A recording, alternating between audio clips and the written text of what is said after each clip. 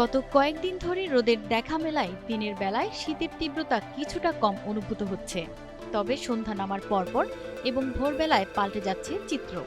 আবহাওয়া অধিদপ্তর জানিয়েছে আগামী 5 দিন সারা দেশে আবহাওয়া প্রধানত শুষ্ক থাকলেও শেষ রাত থেকে সকাল পর্যন্ত মাঝারি থেকে ঘন কুয়াশার দাপট অব্যাহত থাকবে।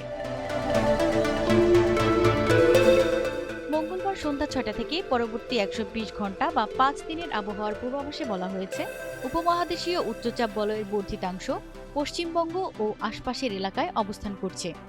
মৌসুমের স্বাভাবিক লঘুচাপ দক্ষিণ বঙ্গোপসাগরে অবস্থান করছে। এর একটি বর্ধিতাংশ উত্তর পূর্ব বঙ্গোপসাগর পর্যন্ত বিস্তৃত রয়েছে। এই অবস্থায় মঙ্গলবার সন্ধ্যা ৬টা থেকে পরবর্তী ২৪ ঘন্টায় অস্থায়ীভাবে আংশিক মেঘলা আকাশ সহ সারা দেশের আবহাওয়া শুষ্ক থাকতে পারে।